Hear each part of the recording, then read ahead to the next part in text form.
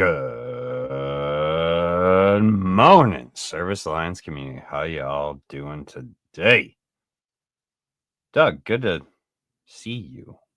Yeah, We had a that little trouble starting out. that camera software, right? It's a beautiful thing. Oh yeah.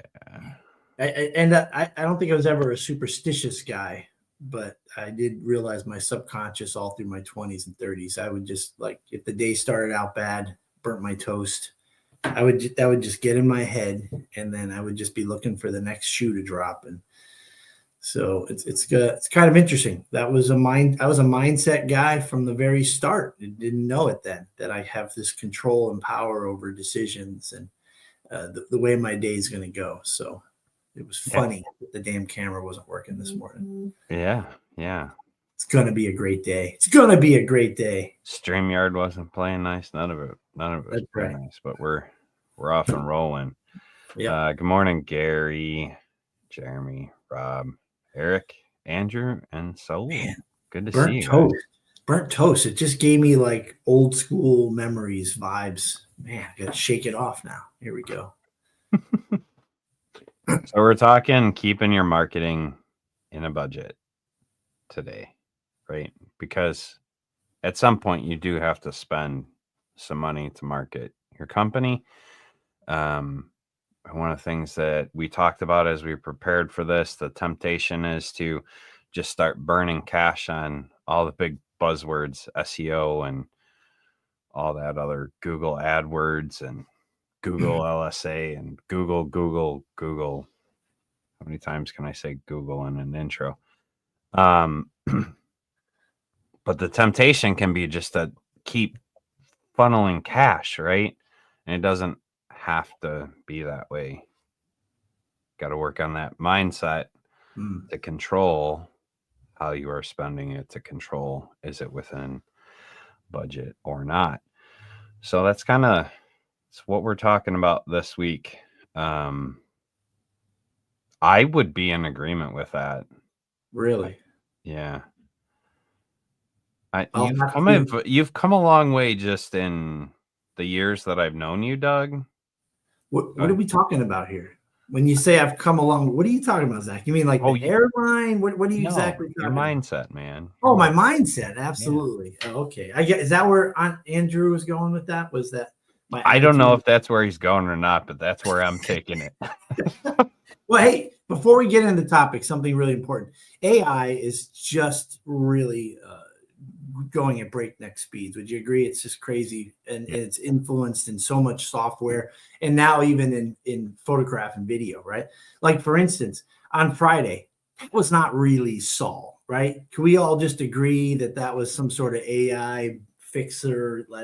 Because he's like a lot older than that, and I thought he had a couple double chins. So it was just, it's disappointing that people are using AI in ways that are just not giving them their authentic selves, you know. Shots fired this morning. Shots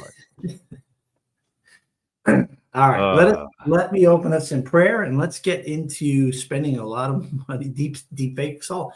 See, Mike, that Mike is such a classic communicator. I just said 14,000 words, and he said deep fake Saul. That was what I was trying to say. Thank you, Mike, for being. It gets the two of us in trouble. Mike and I get in trouble because we're very direct, and there's the words. Yeah. Spray it up, buddy. Oh, good morning, Lord. We come to you on this Monday, asking for your grace to be washed over us, Lord, and to give us peace and comfort us, Lord.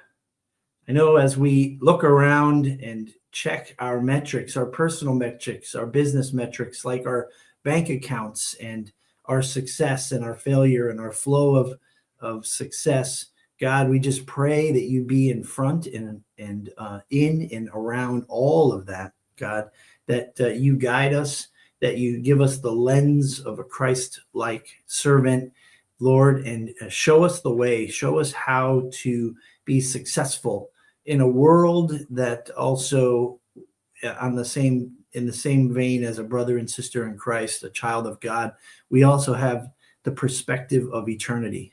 And so, Lord, we live in a world where things live and die, but yet we are sons and daughters of you and we live forever. So help us with that completely confusing mindset, Lord. Help us be the light of Christ to the world. In Jesus' name, amen. Amen.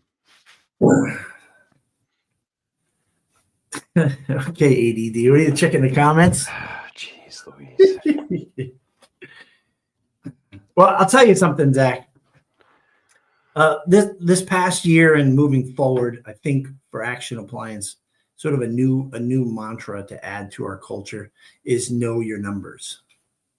Because a budget and spending money to get your customers, we all have one, right? I mean, except for the Sealeys, where they do it all for free until they can't anymore, and then they have to jump into the world of craziness, right? It's the same, even though it's very different. So for us, 18 technicians means a 5-digit online advertising budget for us to keep the technicians full and to be present in our communities. But whether you're one or two guys and your budget's a few $100s a week, it's literally the same thing. You need to know your numbers. You need to know your rate of conversion. You need to make sure that your script is good. You need to make sure that your CSRs are doing the best they can, and it just goes on. And so knowing your number is definitely one thing, but we've got to work on all the aspects of quality of service and retaining that customer as well. So that's just a shotgun blast of what's in my brain right now, so that we make sure we don't miss some of those key things, because spending the money does not mean getting the calls and getting the success. Yeah. And I mean, that is the real thing, right? Like there's just so many things grabbing for our attention. Hey, come to Facebook ads. Hey, come this course, Facebook ads course. Hey, come spend money on SEO. We can guarantee you're going to get 5,000 calls in 5 minutes. And, like we're getting constantly bombarded with that crap all the time, right?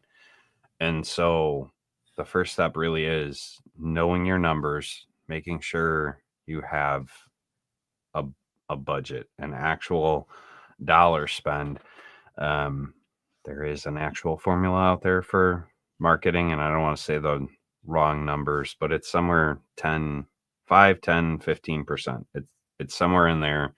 Whatever your total revenue is, you should be in that bracket down there of 5 to 15% that you're allocating towards budgeting, whether it's SEO or Facebook ads or whatever other things you're doing.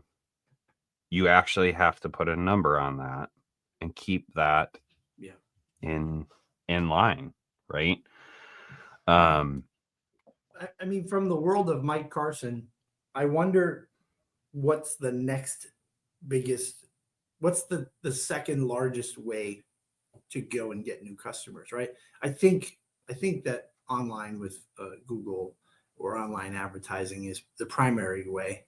But like, what's your second biggest return on investment when it comes to finding new customers?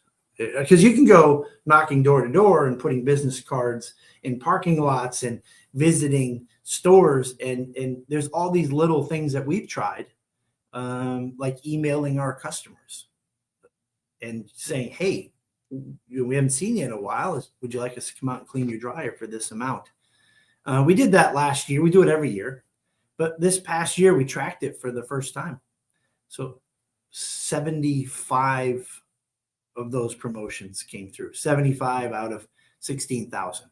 So we're talking about, and it's all good. It all needs to happen. It's not a bad thing. But I wonder, Mike, if you're still with us, what's the second best way to invest time and money to get customers to call us? As you were saying that, yeah. Now,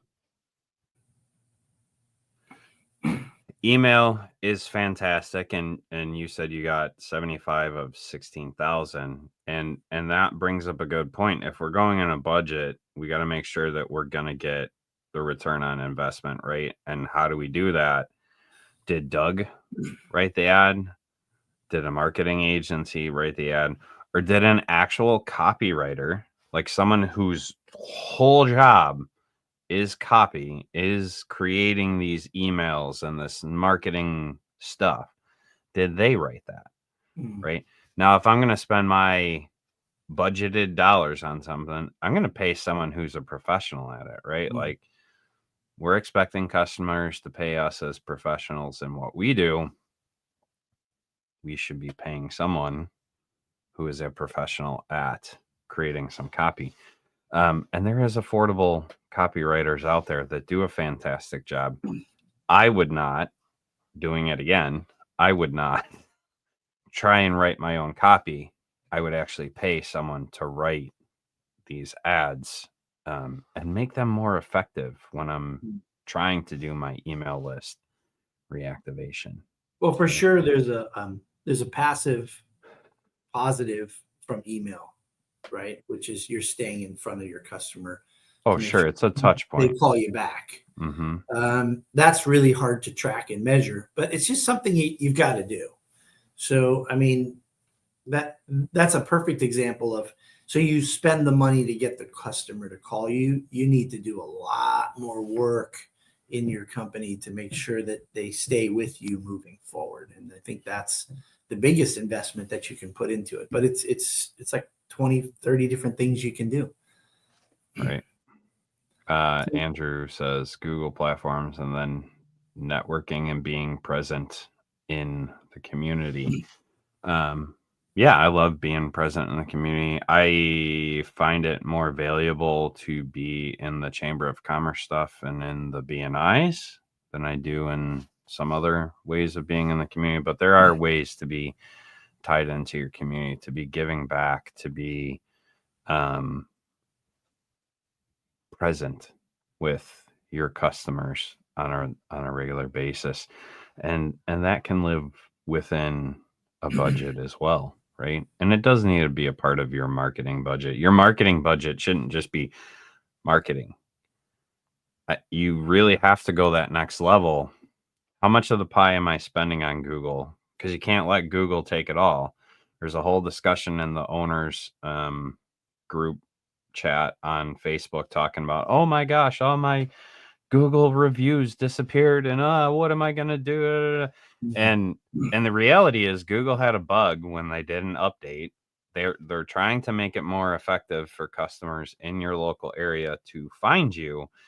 What ended up happening is it buried a crap load of reviews, and all of a sudden, these companies that had a lot of 5-star reviews lost reviews. They're not lost; they're just temporarily hidden while they figure out the bug. So if you're dumping all your money into Google and Google screws something up, because they've done it before and they'll do it again, that's what they do, what are you going to do then? If that's the only place you're allocating your marketing budget, what are you going to do then? And so you really need to figure out, how do we separate this pie out? How much are we going to put in Facebook? How much are we going to put in being in the community? How much are we going to put into paying a copywriter to do these email list reactivation? What are these things that we're doing? Are we going on the radio? Are we going in print? You know, one of the things that's coming back is handwritten notes. Yeah. Like not just mailing crap to customers, but like true handwritten notes. And there's handwritten notes. You can type something out and someone else can write them if you have chicken scratch like me.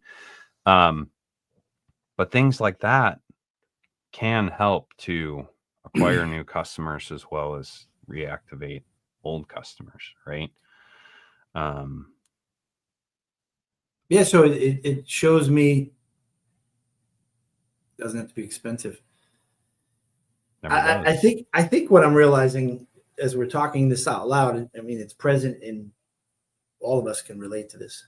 You can spend the money, but there is so much time from your entire team that has to go into that reinvestment, right? So if your CSR is working from home and doesn't have a good headset, or if there's a dog or a baby crying, all those things are going to potentially measure for or against you. I had a friend this morning just Facebook messaged me and said, hey, I bought a new microwave. I called your company this morning to see if you guys could install it. And it was an AI attendant. I don't do AI. What can you do for me? And I informed her, hey, it's for off hours. We open at 7:30 in the morning, so we can have someone call you. There are people that are for and against, and it's a lot of work. If your CSR isn't kind, polite, connecting, well, I mean, whether they book or not, that's a negative experience potentially on whether they call you back, right? So you imagine the scale of money spent to make the phone ring, and then the CSR kind of is less than impressive, and then the tech is 5 minutes late or forgets to call when they're on the way. Well, it's all done, and you've gotten the check, you've run the card. They're never calling you back again. So it starts with the CSR. It starts with your technician. Did they put a sticker on the machine, right? All these things that are going to help that phone ring again. So it's a lot of cost. I was noticing this morning we use a send out cards subscription that we've been using now for over a year. And this is the first time I saw it. So maybe it's the only one so far, but somehow one of my CSRs, we did an early campaign. If you hear something personal and neat, send them a card. Like wedding, funeral, that's not neat, birthday, anniversary, these things pop up. Just make a note, log in and say, hey, congratulations on your anniversary coming up. And so what I found this morning was an alert in my email that says this customer, Gail so-and-so's birthday is coming. So I think we're going to just send her another birthday card again. Why not? Right. And it comes in written form, and we'll find out who sent it. If it was one of our CSRs, then we'll send it again from that CSR, making that personal connection. That's awesome. That can be really effective. And especially as you have length of time of the company under your belt, you begin to have more of those chances to remarket to your customers, which the cost of acquiring a new customer is much higher than the cost of getting a return customer. So yeah, to your point, spending dollars to make sure that they stay customers for a long time is the best marketing strategy you could possibly have. I think trying to get new customers is just plain expensive. Well, it is very expensive. Yeah. I mean, we're a little under 50% of our business is repeat customers. So we've got momentum in our sales, but for you that are building it, if I was still a tech on the road and I had this sort of send out card subscription where they send a greeting card in the mail with the stamp, and what if you had made a great personal connection? You got in your van, you call your next customer and you open up your send out cards, and whatever that personal connection was, hey, it was great helping you today with your appliance. And by the way, good luck with the new job or whatever it was. It's done. Hit send. It's gone. It went out. You're on to your next customer. And I'm probably going to need to reinvigorate that subscription because I need all hands on deck to help us show the customers that we care. Yeah. No, that's a great way to do it, because that can become a referral as well, right? Like, hey, this company, they're the ones to call. Like, they remembered my birthday, they remembered my anniversary. I just mentioned something in passing in the technician or CSR, and they sent me a card. Like, this company actually cares, right? And so they're going to tell their friends about that, and then their friends are going to call you, and that dollar that you spent on sending out the card to your customer to keep them as an engaged customer, to remarket that customer, turned into a referral. And so you got twice the dollars worth for the same dollar spent, right? So that goes into keeping it kind of within a budget. If you're doing the right things and you're taking care of your customers are going to become one of your best marketing avenues, and it's fairly cheap to have your customers market for you, right? Yeah. Now I just realized I come at it from pretty much a COD bend. I know we have a lot of friends out there that do warranty work and third-party warranty work. I guess that's your second major stream of potential customers, is working with the manufacturers and the third-party warranty companies. So don't want to neglect that. It's just about, again, it's about knowing your numbers. As a matter of fact, from the COD world, we're doing a little bit of warranty work because we don't want to be caught flat-footed if our industry changes in the next 5 to 10 years. If all of a sudden the manufacturers now know that things are broken before the customer knows they're broken, and they begin to monetize that and reach out to the customer and send an authorized servicer out, that could be a game changer for our industry in the COD world. So we want to make sure we know how to do warranty and process claims and make people like, Rob Jones happy so that they keep sending us work. So that's a whole other area where you have to lock those warranty customers in, especially when you're not being cared for by your client, which is the manufacturer, the third-party warranty company. You can't take that out on the customers. I mean, you got to win them over and hope that they call you for something else in a year or two, because then that really helps offset the loss that you're potentially taking by doing this warranty call. Well, and you market to those customers, you market to them and let them know that you're not just for the warranty company. Yes, that is a piece of what you do, but you do service all appliances, all makes, and you make sure to keep that customer engaged on that side of it, right? Yeah. There is branding. I think that's where Saul's going with the TikTok video. I kind of like that idea. So I don't like that you might have a good idea sometime, but here locally, we've got a furniture guy that's turned a business into many billions of dollars of business, which it's called Bob's Discount Furniture. And he was an annoying guy. I think that's where Saul's going with this, that I'm annoying. But he had a unique marketing bend, but it took him over 25 years before he was, able to eventually sell that off to Japanese investors and become a philanthropist. But, certainly a little bit of social media can help for sure if you've got that skill set. So you're the reason I have to see all those furniture stores in my area. He started out on that. You guys, you see Bob's Discount Furniture in your area? All over the place. Oh yeah, it was right here in Connecticut. Pez dispensers and Bob's Discount Furniture. Yep. Interesting. And now they just use a cartoon figure of the guy's annoying voice. Probably not even his voice, someone imitating his voice, and he's just an amazing individual, by the way, the guy who's the founder of the whole thing. But yeah, pretty annoying to the point where you're like, let me go down there and see if I can get a deal. Right? So me running slow-mo with my gut, I guess, could catch on here in Connecticut. Oh, buddy. Yeah. Yeah.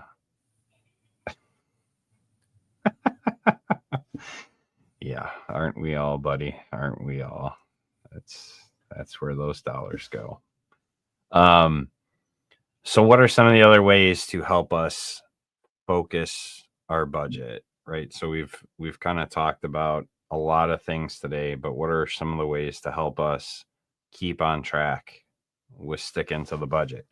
You said that your marketing dollars are 5 numbers long. How do you make sure that you stick within that range that you set? What are some of the ways? I don't worry about the number as much as the percentage of the business. So if like right now, this last couple of years, it's been about 4%. So that's really a good number, which you don't want to settle. If you see gaping holes, if you see ways that you can really make sure that that customer is with you for life. How about angry customers, that are escalated because they're disappointed or we made a mistake. We made a mistake, but this is the mistake that they see. Jay and I, we call that marketing dollars as well. It's not about winning here. It's about quieting the lunatics and taking ownership of a mistake. And if they want to make it that, to put a few dollars into a refund or extend the warranty that might bite you later, that little bit right there keeps a customer happy, or keeps one of those customers we don't want away from us. So that's marketing dollars too. We're trying to figure out this year how when we do a refund for customer satisfaction, if it's just like they're kind, we're kind, they're sharing a displeasure of what happened, and we realize what we did wrong and we could make a change. I love to give money back for that. Wow, I didn't recognize that's the third time, ma'am. I'm so sorry.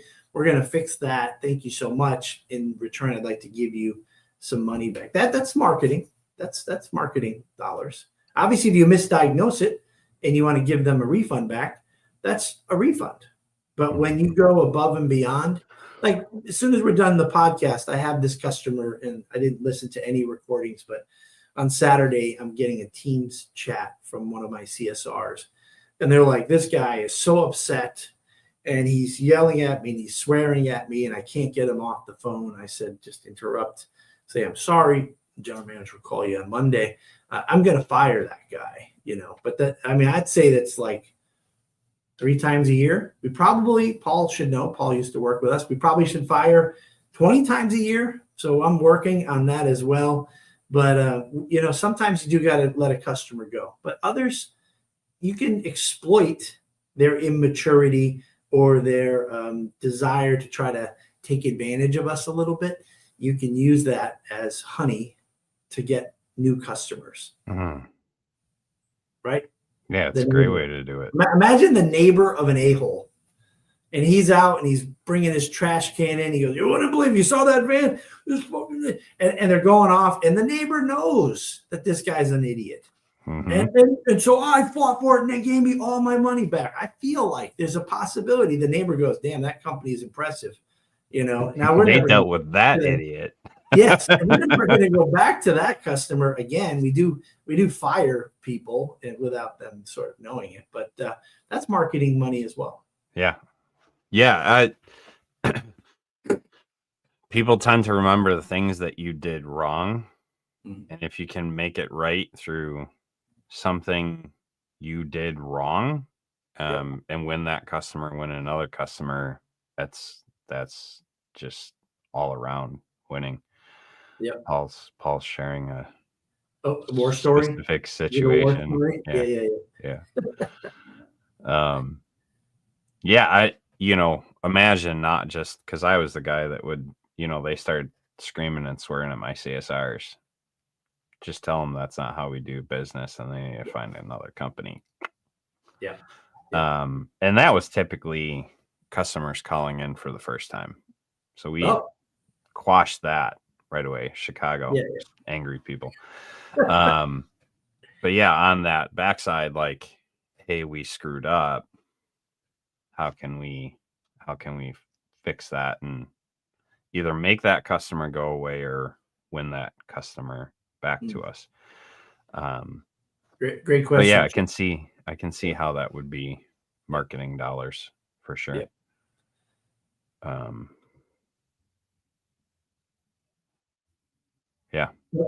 Another, what can we do to make it right? That just shows our authentic effort that we want to resolve it.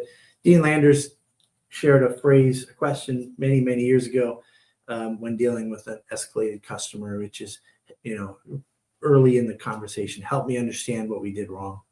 And then we're going to get their perspective on things, instead of all the extra details that they're just trying to add value to their potential claim against us. But help us understand what we did wrong. And it's kind of funny, I've seen it before. It's like, well, I called on Monday and I was shocked that you guys came out on Monday, which is ridiculous. And the guy had the part on the truck. And you know what? He made it look really easy. I know that he's got years of experience. It's not his problem. It's your problem. You charge too much money, and he got it all done. And it's like, so what did we do wrong? And not that I can ask that at that moment, but if you ask it at the beginning, if you want, I think you'd summarize, Zach. I think you're the type of Chicago guy that would summarize. So let me understand this, sir. So we you did called Monday, everything right. We exceeded we your came out on Monday at expectations. 10. We were there at 11:20. We Yep. installed the part. Did he quote you beforehand? I forgot to ask that. Yeah, he did quote you. Great. So you looked at a YouTube video and now you're questioning the value of what we've done, considering we had the part on the truck. And do you know why we have the part on the truck? Because we have a software program that helps us understand what our fast moving. And I don't know. How do you end that one, Zach? Go like what do you do? I don't know how Chicago does it. Here's a coupon for next time. That's Oh. marketing dollars too. Negative $25. Yeah, I got you. No, I mean, honestly, in a situation like that, you just notate the account and go, listen, here's what I can do for you. Because you got everything that you said to me tells me that we exceeded your expectations. And you're just unhappy because you don't understand what it took for us to be able to exceed your expectations. Let me give you a discount on your next service call and we'll exceed your expectations again then, right? So Yeah. here I'm notating your account. Yeah. You're gonna have a discount the next time you come to us. I might try that sometime. Although I know your coupon at the bottom with a little asterisk, it would say, here's $25 to never use us again. I had some customers like that, but no, there was some customers that they were just, goofy. And it's like, here's a discount on your next one, maybe give them a little off this time, but you always try and pull them back in for the next time. In the pre-roll, Zach, we were just kind of talking a little bit about how we always land on mindset. And I can't help it. It's just the way I'm wired. I watched Jason and Mike, and they talk mindset too. But a lot of times we're talking process, and really, and there's so many cool tools and processes that they share. I guess the takeaway again is like you're gonna spend money. Right. So make sure that everyone on your team is doing the marketing from beginning to end. And if you can do anything above and beyond, the littlest thing, if it works, duplicate it. Create a process that can duplicate whatever that is that worked on one or two customers, whether that is a personal phone call. Like this is slow season. So now we're going to have our CSRs just call with a brief script to say how things go. And we're going to find out if that brings fruit, annoys people, or that no one picks up. But we're going to find out. And maybe people appreciate a phone call follow-up to say how things go. Is there anything that we can do differently in the future? That kind of stuff. So a little bit. One of the books that I'm listening to currently talks a lot about this principle, and he talks about one of the companies that he worked with. They would send the person would call the type of business they had. The person would call 2 hours later, make sure everything was good. And they would send up an email 24 hours later or something like that. And then after a week, they would send another email just to make sure everything was good. And at the end of the month, then they sent a handwritten note out to this customer, and I don't remember what company it was. It was HVAC or something like that. And so like just this process, it's showing that the company actually cares about the customer. And so you're spending some time, you're spending some dollars, but you're marketing to a customer to keep them your customer for a long time. And also, hopefully, to gain referrals by, listen, they called me 2 hours later to make sure everything was good. I didn't need anything else. They sent me an email the next day, still following up to make sure everything was good. They sent me a handwritten note, after a month, just to follow up. Like, that's awesome, right? It sets you apart. And so whatever you're doing with your marketing dollars, right? We're trying to keep it within a budget. Be very intentional when you're doing these things. and that'll help you keep it in a budget. If you're just taking the shotgun blast at marketing and either putting all your eggs in one basket, the Google basket, or just hitting a bunch of things without thinking about what you're doing and actually budgeting it, that's when you're just going to start burning cash, right? Yep. And all of a sudden that 5, 10, 15% becomes 20, 25, 35% of your overall revenue, and then you're in trouble, right? So whatever you're doing with marketing to keep it as a budget-friendly item, keep it in a budget. Be intentional with what you're doing. Yeah. That's another number. What's a healthy, in our industry, what's a healthy return rate, a return customer rate, so something, maybe we'll go backwards and look and see if we've trended up or trended down, but we can do some research on that. Hey, Saul, I'm going to send you some Band-Aids. Obviously the color that would match your skin. I know that with that bully typing that you do every Monday morning on our podcast, you probably get blisters and things. So I just want to make sure that your Tuesday through Friday works out well for you. So watch out for those Band-Aids. I'll have Action Appliance on them. Okay. We also say hello this way. He was talking about in Chicago. Oh, this is the follow-up comment. So when Chicago scream, they're being nice. When they don't say anything followed by number one finger, then they're being mean. No, we also say hello that way. There's usually a laugh accompanied with that. So, it's just, you don't know what you're getting when you come to Chicago. If they're honking the horn, then they're probably mad at you. So I got it. I figured out when you're mad at me, Zach. It took me a little while, but I got it. Yeah. Your restraint in our relationship is something I value greatly. So thank you, Zach. I don't think I've ever been mad at you, Doug. Oh, really? I know how to carefully walk around the mafia types. But anyway, love you too, Saul. Appreciate you, my friend. And thank you guys so much for a great Monday podcast. Yeah. So to wrap up, servicealliancegroup.com, not an all access member. Join us. I will be talking social and low cost marketing, how to keep this stuff within a budget, more on Saturday morning for our all access members.